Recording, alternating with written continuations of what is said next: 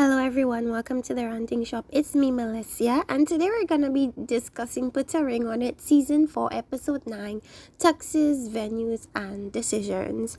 We left off with Jasha breaking down crying because Joya is telling him or letting him know that there's some areas where he's falling short, and it's something that has been communicated to him, which is essentially, I like gifts.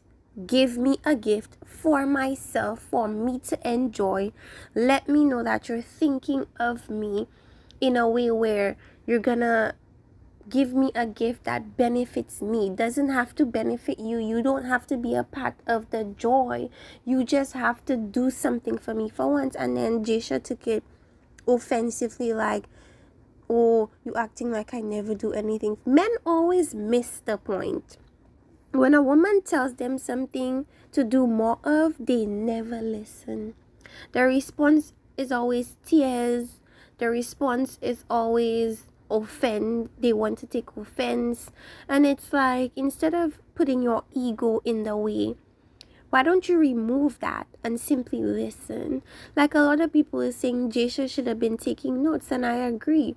Instead of getting offended to me is a selfish response, because this person is telling you what you're not doing, and your response should be, okay, let me take that into consideration and do better next time, instead of, oh my god, she acting like I don't do nothing for her, and he's doing the best he can. Clearly the best you can is not doing it for anybody.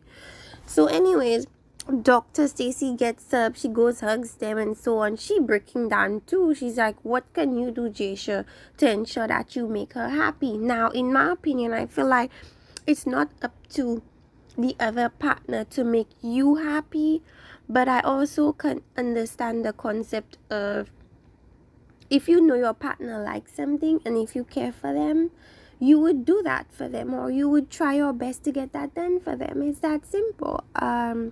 So Dr. Cece was telling him to perhaps make a reminder of things that you or that she, make her a mental note to know when to give her things, gifts, whatever it is that she wants. But my thing about it is, you need you need reminders to do things like that. To me, that's just crazy to me, and it just speaks to the fact that men are really babied. Like, you need reminders, okay, to show appreciation to your partner in the way that she asks you for it. Like, that's, to me, that's just lack of listening, in my opinion. You don't listen, you don't really care, you become complacent because you feel like she's not going anywhere, and that's what men tend to do. I'm kind of annoyed with Joya. Annoyed in that I feel like the only reason why she rejected going on another date with Lufa is because she saw Jasha break down crying. That's how men manipulate women, you know. All they have to do is shed a couple tears, say they're doing the best they can, and all is forgiven. And I just feel like that was ridiculous. If you know you have this connection with this guy, why not continue going out with him? This would probably be the last date they go out on anyway. And what difference would it make to go on one more date? I feel like that's ridiculous. But according to her, she learned what she needed to learn. I guess her finally seeing that Jasha was getting it, in quotation marks, she decided, okay, let me not punish him anymore, I guess, you know. And he's not gonna go on a date with the other woman. This week, they're not gonna go on any new dates. So it's either they decide to go on a date with the person they went on a date with before, or no dates for them. Alright, so we learned that Catherine and Jasmine are gonna go out on dates, but the other couples, the other people, are just gonna, I guess, self-reflect, and they're gonna go tuxedo shopping. And I don't know, are the women gonna go for see venues? I think so. So basically what this chapter is forcing them to do is really reflect and really try to see and feel, does this is this right for me at this moment? Like, does this make sense for me to do at this moment? Now, it's not just a matter of them trying to figure out, oh, is this right for me? I feel like another component is also cameras up in their faces. I feel like some couples don't want to be embarrassed or don't want it to look too chaotic, so they try to tie it nicely in a nice little bow. And it kind of reminds me of that time that man was there, Al, and the girl, the other girl, and it was like, clearly she didn't really want him, but she accepted his proposal for reasons I have no idea of. And then during the reunion, we find out that they break up. So in my mind, it's like, what was even the reason? And I feel like they feel pressured to tie it up nicely, end in a nice proposal. But that's simply for the show. That's not necessarily what they want to do. So I feel like they also have to compete with how it looks in the end, you know. Some of them are not being completely authentic with themselves, and so they have to contend with that as well. So we have Ricky here talking to his dad. So he's basically picking his dad's brain on whether he thinks his son is ready for marriage again. We know Ricky has been married before, and he also knows that he has been trying to take his time. I feel like he doesn't feel like this is an ideal situation to lead into marriage because, of course, they have the communication issues. We know that Catherine tends to get, go for the jugular whenever they're arguing, and that may not necessarily be the best communication style. So his dad is essentially telling him basically what Dr. Stacy was saying and what Catherine was also saying. Like, if you guys get into a heated argument, you realize she's getting angry, step back. It's very simple. Make sure everybody is calm, then revisit the conversation. It's that simple. Another thing that the dad said was essentially, if you feel like it's right, you're gonna know. It's not gonna be rocket science. Like, you're not gonna think too much about it. You're just gonna know this is right and I'm gonna do it, and that's it. And I think that's great advice. But Ricky also brought like Marcus, Catherine bringing up Marcus and how the date was awesome and how they align and things. And I feel like she's saying that to put fire under his butt because apparently he's also complacent. So I feel like there's nothing like competition to make guys step up. That is precisely why they hate competition, because it allows them to lay in just complacency and no growth, no understanding, nothing. So I feel like that's one good component of this show. So Dr. Stacy comes to visit Joya in particular, and they're talking about the timeline, like what's gonna happen with the timeline, like who needs to budge, who needs to, compromise. So the reason why Joya has this whole timeline, this very little window, is because she feels like she wants her child to grow up with another sibling in the household. That's one. Two, she feels like for health reasons, for like risk aversions, she wants to do it as young as she can. And basically Dr. Stacy is saying, okay, you're acting as if all situations happen the same way. People have children in their 40s, 50s, 60s, whatever. But what I will say to Dr. Stacy is that as much as people do have children at a later age, you must not downplay the real reality that it is risky to do so, and to even assume that, okay, when I reach 40 I could have a kid. I feel like you're kind of taking a big risk, because the possibility may be there or it just may not be there. I feel like Joya simply does not want to take that chance, and I feel like she's justified in not wanting to wait and see and if things get going. So Dr. Stacy is essentially telling Joya, let it go. Stop trying to control when and where things are gonna happen, because what's gonna happen is you'll push him away. Alright, because you'll feel like damn, I have no wiggle room and I have no say. She wants this, I have to give it to her. And then he might feel resentful because he's like, I didn't want this at that time, but I did it because of her and whatever reason. And so basically the homework was just for her to surrender her control and be available to listen and just allow things to happen how it wants to happen. According to what we've seen of Jasha, he's more of like a go with the flow type of person, whereas Joya is more like I want this at this time type of person. So according to her, she's just gonna allow things to flow, allow things to happen the way they're gonna happen, and see how that works. I hope that she also understands that with relinquishing control, that the things she wants may never really happen. And I wonder if she's okay with it. So now Catherine is gonna go out on a date with the guy she went out with last time.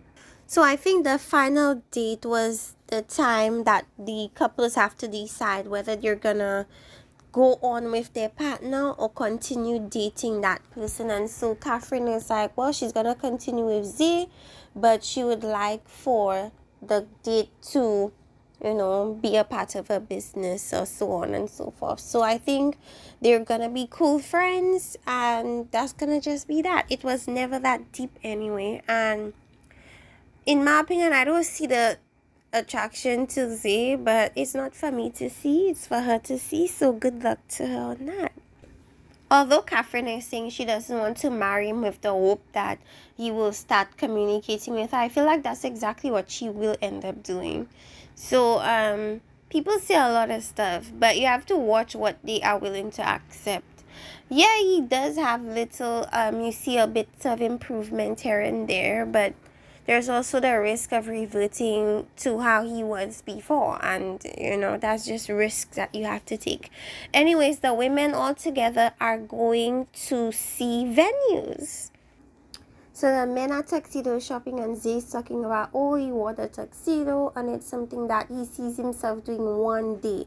Now, whenever a guy says it's something he sees himself doing one day, it's always in the distant future. So I have no clue if Zay is gonna propose at that time or not. But then it's almost like a thing where if Catherine is saying she doesn't want to get to marriage and still have this communication issue, then I feel like it just makes sense for them to continue figuring out each other as opposed to being engaged. Perhaps it might step up his willingness to communicate better, but it might not. So I feel like in their case, they should not do this proposal thing, because I feel like doing that is gonna put them at that same stagnant place, because then she's gonna get excited and then he's gonna get complacent again, and I just feel like they should wait. So the women all go, they're sitting now. So Catherine is speaking about why it hurts her so much when she thought Zay was going to propose, but really Zay pulled out this friendship ring, promise ring, and it was because during the time he did that, the dad was still alive, the grandmother was still alive. So she felt like if he had hurried up and proposed and they hurried up and got married, then all of her deceased loved ones would still be there to be able to celebrate that with her. But the fact that she felt bamboozled and it was essentially kind of like a trick, she felt like it was like a trick. She kind of felt like her father got robbed of witnessing it, and her grandmother also got robbed. But I feel like if you're coming on this show, right, I know it's painful, it hurts that your dad is not going to be able to take you down the aisle, but you can't put that on Z, right? You can't necessarily put that on Z, because look, now you're coming on this show and you guys have communication issues. So do you think that the relationship, the marriage would have lasted had it happened earlier with these same communication issues. So I feel as if everything is done at the timing where it's supposed to be done. So yes, it's painful, but it had to happen in that way because none of them were ready at that time. So Jisha is essentially kind of repeating what Dr. Stacey was saying, which is essentially that he's the type of guy that wants to be able to enjoy getting to a place, a destination, or goal, as opposed to rushing it. Like, we're gonna do this at this, because then it's like it forces things, and men don't like to be forced into things. And I definitely feel like falling back is the best thing that Joya could do. That way you could see his true intentions. Just sit back, relax, and watch what he does. If he doesn't do what you want, then leave. So again, Ricky doesn't think they're ready. He has a lot of hesitations about Catherine. We know Catherine had a lot of family issues with her mom not really being a parent and her dad not really being there. She, I think, also feels like they're not ready. Catherine asked her if Ricky were to propose now, what she would do. We've yet to get the response. So yeah, like, Catherine really doesn't know what she wants. I feel like there's a conflict between dealing with her own personal trauma and living in this fairy tale, or wanting this fairy tale. It conflicts with each other because one of it is real life that she really has to work on, and the other one is a fantasy of what she hopes will be the case. What is the ideal situation, I should say, if I guess everything was perfect. Sometimes you just have to be real and deal with the real stuff. Fantasy, delusion, they're all not real. So Jasha takes Joya out to this really romantic date, flat rose petals on the tables and private chef, and they're talking and they're discussing the hardest part of the journey for them, for each other. And essentially, it definitely pushed both of them to acknowledge their faults and deal with it, as opposed to dumping everything on the other person and making it their issue and their fault. Sometimes you have to self-reflect and see what you added to the situation, and I definitely feel like that's what they're doing, and Jasha is stepping up. Alright, so Joya Jasha came to somewhat of a compromise. Like, he's not gonna allow so much time to pass by before he gets married to her and impregnates her and stuff like that. And she loved hearing that, because he's like, you're not gonna reach 40. So she has an idea now of the timeline, and maybe it's similar to hers, but all she had to do was just allow things instead of forcing things. And yeah, it was a good date and a good level of understanding, I suppose, moving forward. So Catherine is out with Marcus. Marcus is saying everything Catherine wants to hear. In 2 years, he wants to do like some business acquisitions. He wants to marry. He wants to make the person happy. Basically, whatever Ricky's not doing, he's gonna do. And it almost sounds too good to be true, but it also sounds like he's competing. Okay, whenever men know that you're competing for a woman, they're gonna tell you everything you need to hear. And there is a bit of skepticism that, like, any woman should have when a man is just telling you everything you need to hear. It's almost too good to be true. And oftentimes it always is. And whenever you take away that competition and it's just you and him, that's when you'll truly know if he's gonna back up what he's been saying, or if you are simply saying this just to compete and just to win. The only way you will know for sure is after the competition is eliminated, removed. That's how you really know. Was he talking ish? Did he mean what he was saying? So Catherine never told us definitively, never told Marcus definitively that she's gonna cut it off with him and move on with Ricky. She just let it be. She just let it ride, let it flow. And I guess she's waiting to see what Ricky does first, and then she's gonna make her decision afterwards. We'll see how that goes. Okay, so firstly, Ricky was like, okay, stepping into the tuxedo, he definitely had his hesitations. He thinks he's ready, but he's still not sure. We have Catherine and Zay. Zay says he's grown a lot. He's able to see the error of his ways. And Joya is essentially saying the fear she had coming in, because she had this strict timeline of when she wanted things to happen, and if it didn't happen this way, she was gonna leave. And now she's more at peace with just allowing things to fall into place. Jasmine is still tearing up because it's like her dad is not gonna ever be there to witness her getting married. But it's just is what it was supposed to be. It's sad, but that's how it was supposed to be, because I just don't feel like they were not gonna be ready if they got married earlier. So Catherine is going back to the communication thing. They need to get that together, get that in order, and then perhaps they could think of the marriage thing after that is sorted out. So Jasmine was essentially saying she doesn't want to be in these Atlanta streets. So if she gotta make it work with Z, she's gonna have to make it work with Z. So while Catherine is kind of explaining where she is with Marcus, she breaks down crying, and essentially it's like she then says, I know who I want to be with. So now we're left on a cliffhanger because we don't know if that person she wants to be with is Ricky or if it's Marcus. I think it's Ricky that she wants to be with. And the reason why she's crying is because she knows that Ricky is what she wants, but Marcus is what she needs. So there's this conflict right there. Next episode, we see Zay talking to Catherine's mom about marriage, and she's shocked. We see them having one-on-one sit-downs with Ricky and Catherine.